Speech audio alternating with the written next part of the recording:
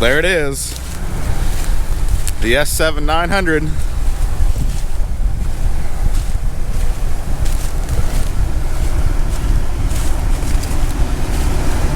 We'll have to get the rundown of everything and then show you guys the little we know.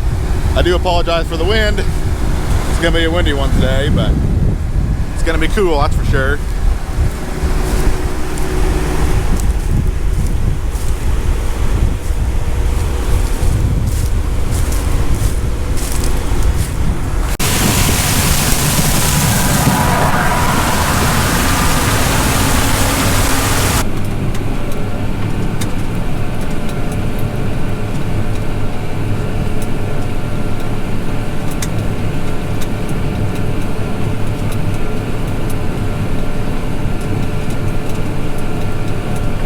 Good morning, everyone. It is October 28th, and if everything goes to plan, today should be our last day of harvest. We've got 125 acres left, but the reason why it should be our last day is because we're only going to be running one combine for most of the day. Normally, if we're running both our combines, we get this done no problem, but we're in 3/4 mile long rows, and we're not having the hire trucks come today because we're about 2 miles from the elevator. So we're just going to keep up as much as we can with the 2 trucks on one combine, and we just didn't want to have those ADM trucks come back. So we're just going to do our best with one combine, and we will probably be hard pressed to keep up with one combine and 2 trucks.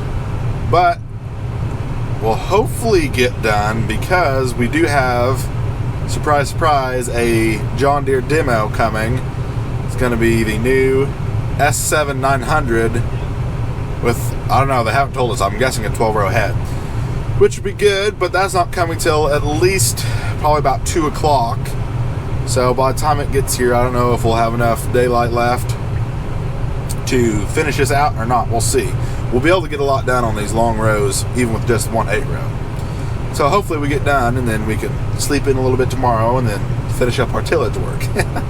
But that'll be exciting. I'll be interested to see what this combine's like. I've never run a new one, or a John Deere before, I should say. It's not an X9, which we don't really care to have an X9 because we don't need one.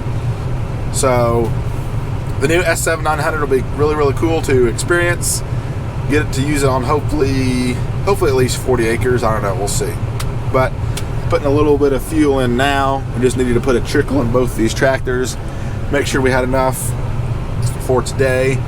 Dad's doing, we got one little 14 acres off to the side of this 120. We got all but 5 acres of it done the other night, or last night I should say.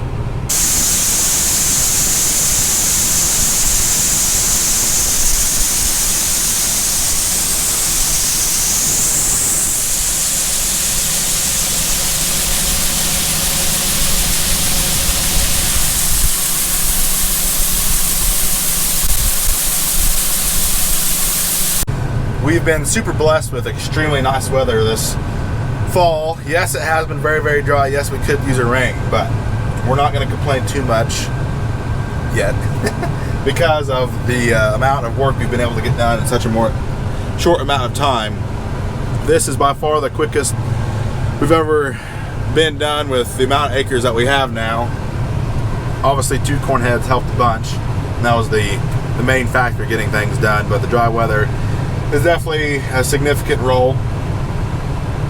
Like I said with beans, it was bittersweet being done with beans because, you know, we were half done with harvest. Now we got 1 day left, but it is what it is. What it is, everything must come to an end. So there's Dad now. I think Jonathan's gonna hop in here after a bit, so he can run it for a while today, and then we'll all take turns running the John Deere when it gets here.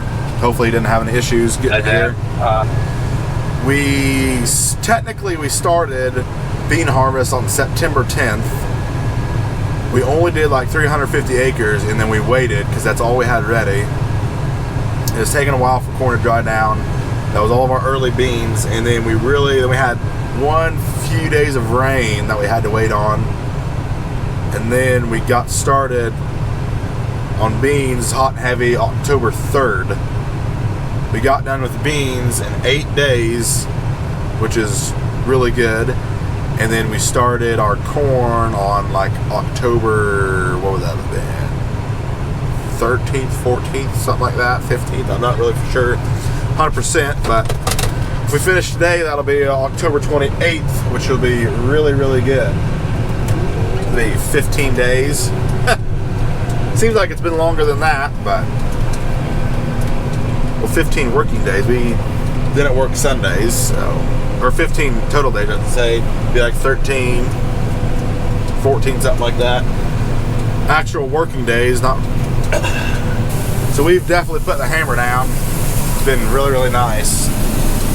Here you get a little twilight shot. Well, that's just because the windows are really dirty. We'll get this done and get some stuff cleaned up finally. We always get a big air compressor and blow off the combine, which will be good. So, well, that's a very small target to hit. I'm going to take her nice and slow. Dad's going to get some corn for his cattle. We'll say I think that other cart would be easier. It's got the 4-way spout, whereas this has just got the 2-way. But we're not using that one right now, so deal with what I got. I think this is about 90 or 100 bushels.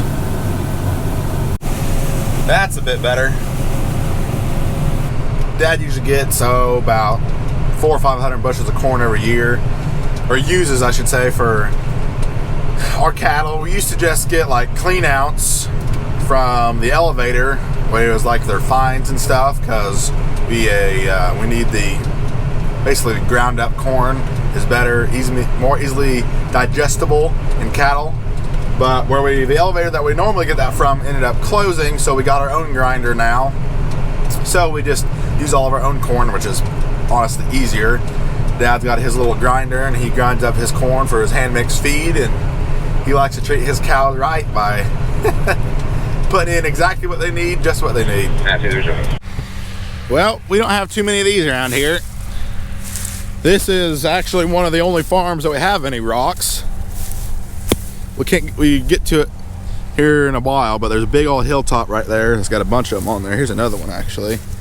These actually may have been spread out from this rock pile right here. As you can see, there's a couple along here.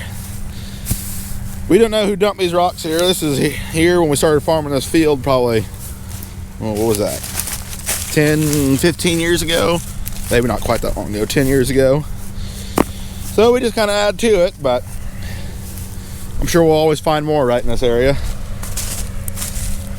See how short this ear is? We just found out the reason why some of this corn seemed to be looking unhealthy this summer. This guy's corn right here got sprayed with fungicide this summer, and the aerial application company put in, or was contaminated with the wrong chemical. So some of it blew over onto us and definitely put a hurting on some of our corn. It's not very much. I've just been noticing, you probably won't be able to tell very well, like good ear, affected ear, good, good, good, good, good. So it's definitely not a whole lot, but it's definitely probably, I don't know, every 1 in 20 ears seems to be affected. I've got another one here in my back pocket. It's about the same. You can see both look almost identical. So that guy, he told us that his acres, every single one of his corn acres got sprayed with that, unfortunately. And then there's like 1,400 acres total, I believe. So he said the application company is going to have a big insurance claim, which I definitely would say so. So we're going to keep our eye on this yield. It's probably going to bump it back a little bit. Whether or not it's going to be enough to submit something, I don't know. We'll just have to see, but that's kind of why it looks kind of ratty like this. It was just right there across the road, and they sprayed it going this way, so you know, just a little bit of overdrag, especially if they had to go over these power lines. A little bit of breeze wouldn't take much to affect this. Yeah, there's another one that's got all messed up during pollination. You can see. Yeah, Jonathan just said, I think the chemical was paraquat, which is, I believe, was used during the Vietnam War for defoliation. So I don't know how they messed up that. See, here's one that's, look at this.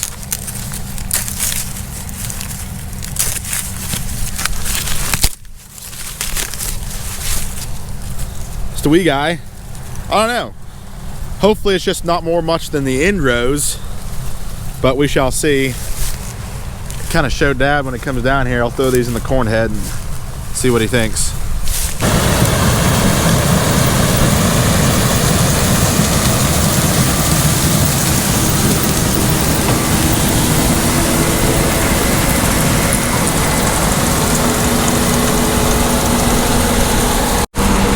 We've gotten into the long rows a decent amount now, so I'll kind of show you guys these better ears of corn.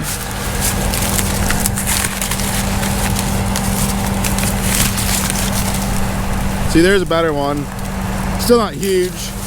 I don't think this field is doing quite as well, but these are definitely longer and more filled out at the tip than those other ones, as you can see there. Pretty thick, but I think Dad was saying that those end rows that were affected were doing about 230. I haven't asked him. That's a pretty good ear right there, not terrible. I haven't asked him what the rest of this is doing, but I would say probably, judging from what this number has done before, probably right around 250 or a little better.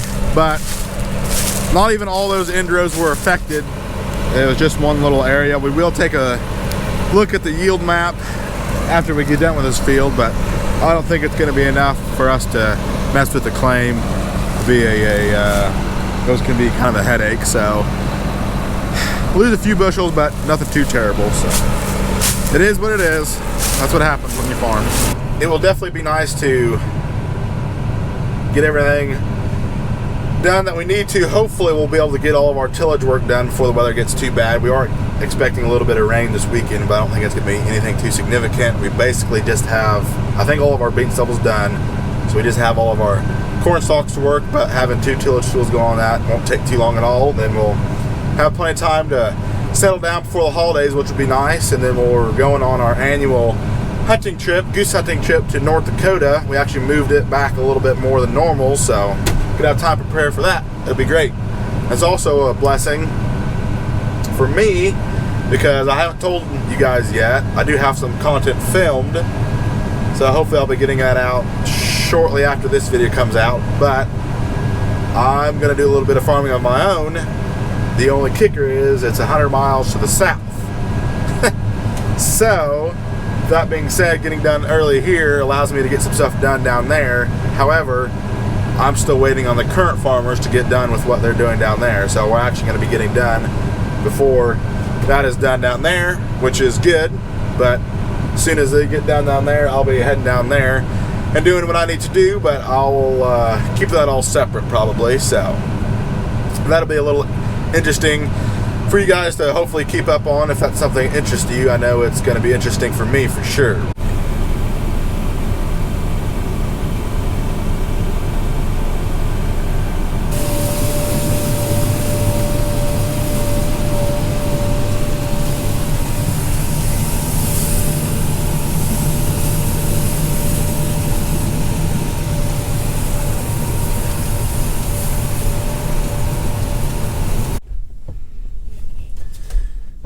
Well, hello.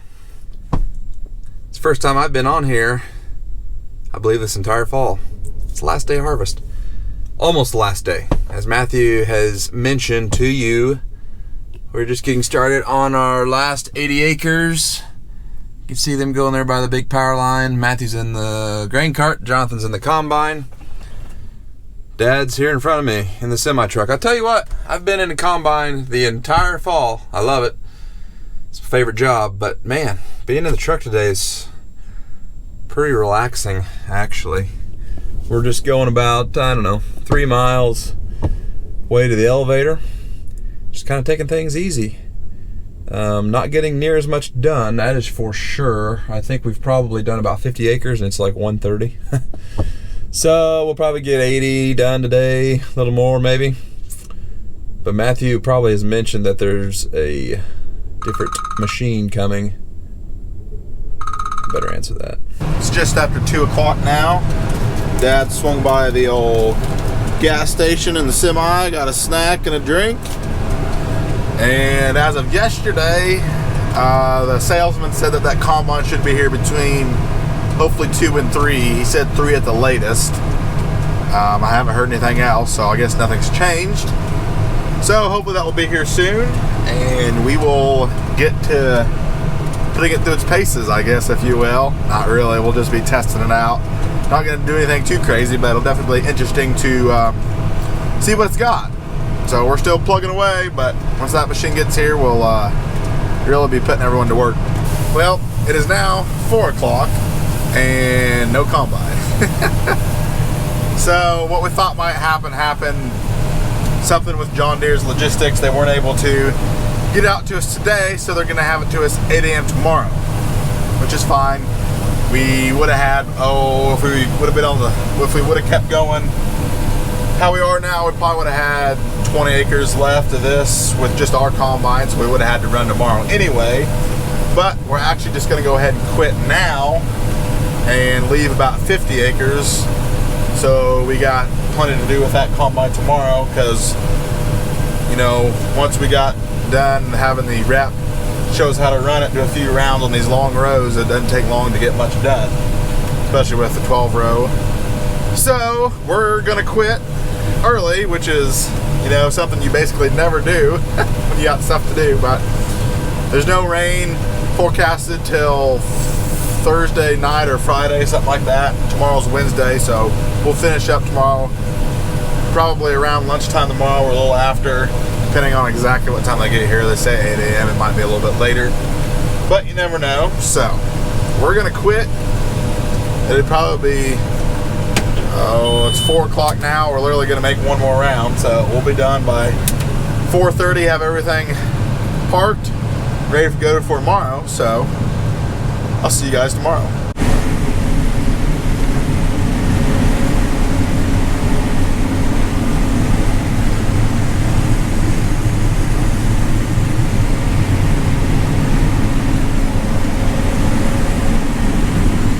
We're doing it. 2025, I'm guessing. Maybe it's 24. S7 900. AHW out of Ashmore was very kind enough to bring us out here. We're only going to be able to run it for a couple hours. We only had 50 acres to do. Very thankful for that. Being overwhelmed is probably an understatement. Never run a John Deere combine before. Barely have even been in one. There's a lot going on. It's nothing that I probably can't learn fairly quickly, but just kind of wanted to get a taste of how a green combine worked, and I like it so far. You've been in a 9X once. We sat in an X9 once. Never ran one. Tippy spout, just like the Case IHs, except this is run with a dial on the back of the propulsion handle, which is pretty sweet. The cross auger shut off is all integrated into just one button. Tap it once, cross auger shut offs kick off, and then the auger shuts off a few seconds afterwards. The Case IHs, it's got 2 separate buttons, not a huge deal, but I do like that, how it's integrated into one button. That's pretty awesome. It's showing me dumping on my secondary monitor. Really cool. It's in automation mode right now. Like I said, I have really no idea how to even set it. It's set pretty close. The rep walked behind the combine, had me make a few adjustments. So corn's dry. It's making 285 going through right here. So doing a good job. Pretty sweet. Pretty sweet. I'm probably not gonna be able to talk a lot about it just because I don't know much about it at all, but I don't know. I'm just thankful for the opportunity.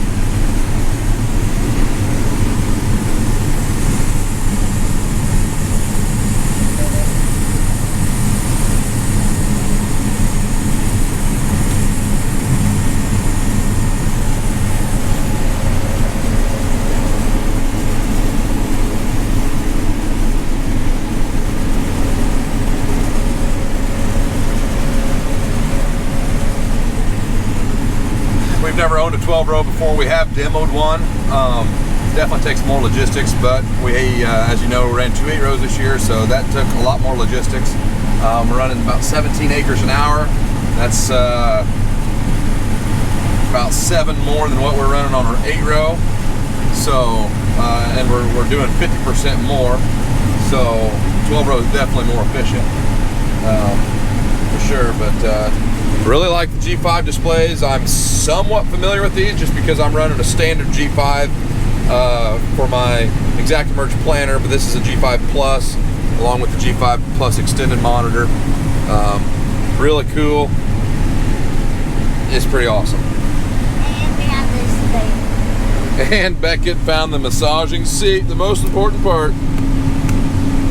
I hit that and I thought, oh my goodness, I'm in heaven. So anyway, I'll only be able to run it here for just a couple rounds is all. It won't take long finishing this up with the 12 row, so I want my dad to get in it, and then Matthew Jonathan also, but pretty cool. Well, we're rolling now. It's about 10 till 9. Got here about, 15 minutes ago. So just Luke's been in there with, I think, a specialist, kind of teaching them how to run it, because we have no idea how to run a green combine. So I'm sure they had to set up a few parameters as well. Looked like it's been run, but every field is different. So they're in there doing that. Hopefully that guy won't have to be in there too long, and we can get a camera in there, and hopefully we all get a chance to run it. But looks like it needs to lower the head a little bit, but they'll get that figured out. And I'll get over here when we're starting heading the other direction, and the sunlight will be better for filming, I hope, anyway. So, pretty cool.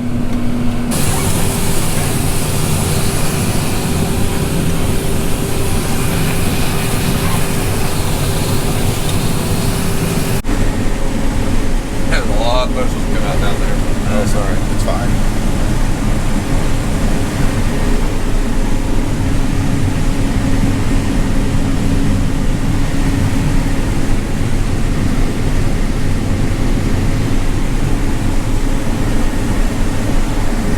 Well, I've run it for a couple rounds now. Luke was with me, showing me how to run it, because this is totally different than Case IH.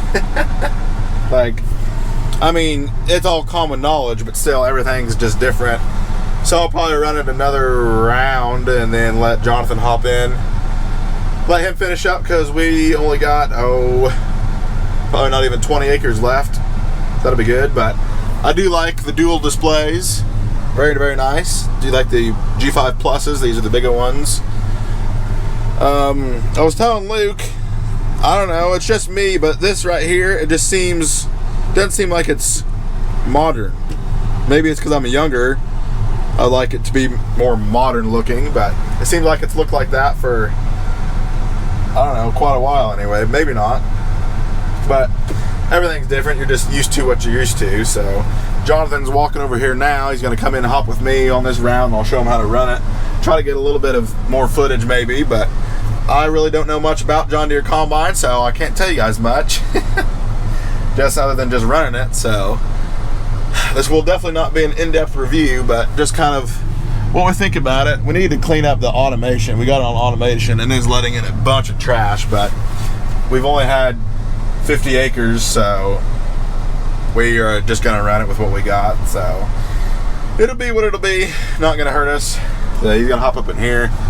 Our auto track wasn't working quite right. We got 14 rows left, but who knows? We'll see. Here we are up and running again. Like I said, don't know a whole lot, but there's our auto track lines and stuff. We're already using it's got the row sense down there, but then if it doesn't have the row sense, it'll kick over to auto track. And got our camera here. We can switch between it. That's the drain tank. You can see quite a bit of trash in there. Wish we could get it cleaned up, but not gonna worry about it. So it'll be what it'll be. I like it so far.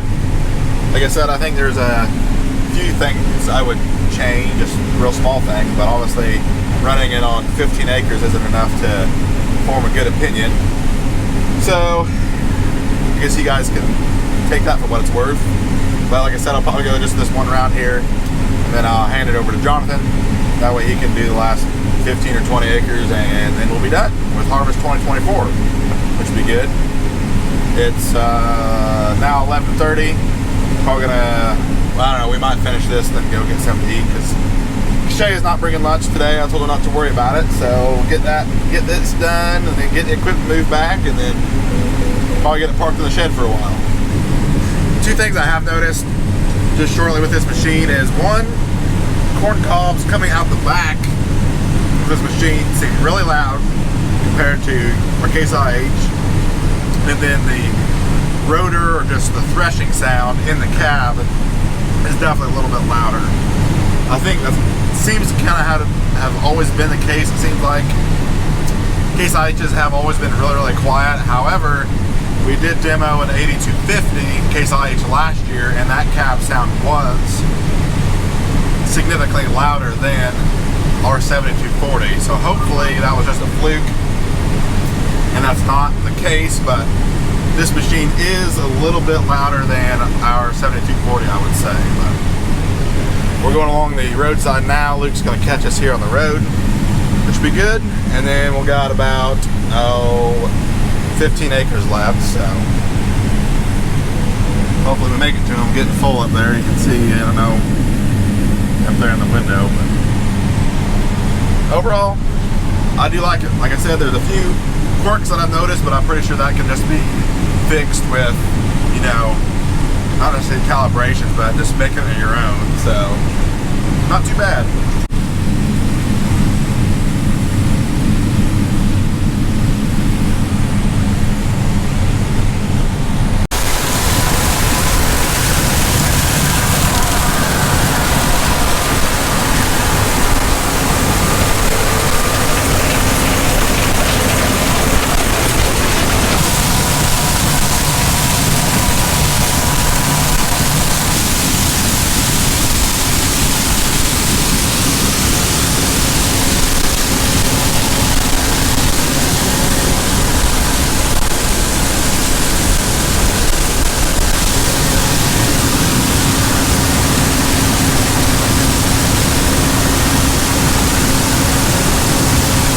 Just like that, we are done with corn and bean harvest 2024. It was quite the year, I'd say.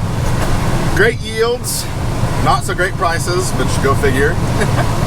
But we got done in basically record time. Today's October 29th. Got done about, I don't know, 1:45. So that's good.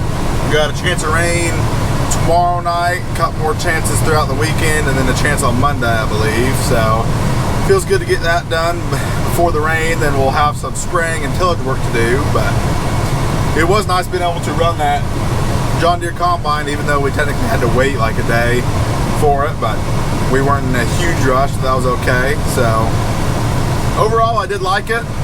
I know I said before there was a few things I think I would change or do something different.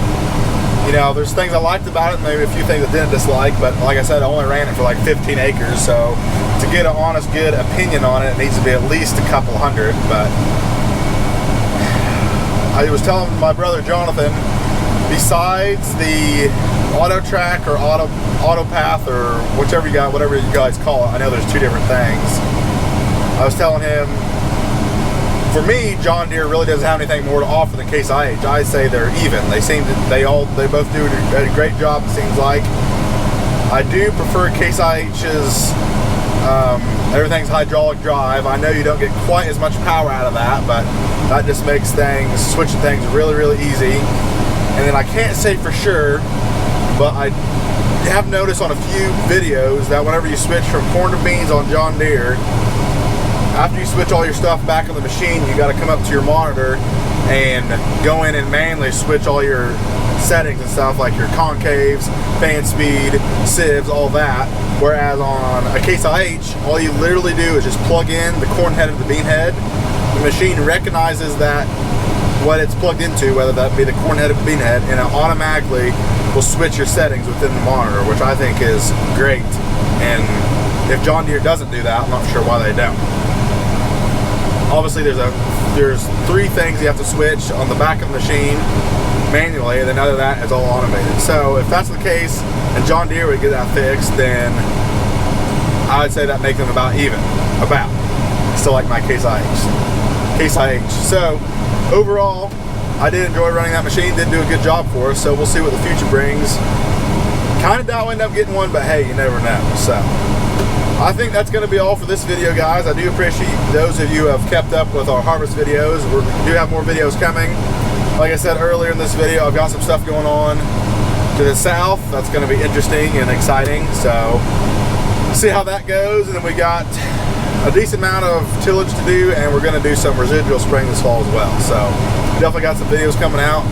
Hopefully you guys will tune into those, and I do appreciate you guys watching this one. If you would like, comment, and or subscribe if you want to, that'd be great. I do appreciate it. Thank you.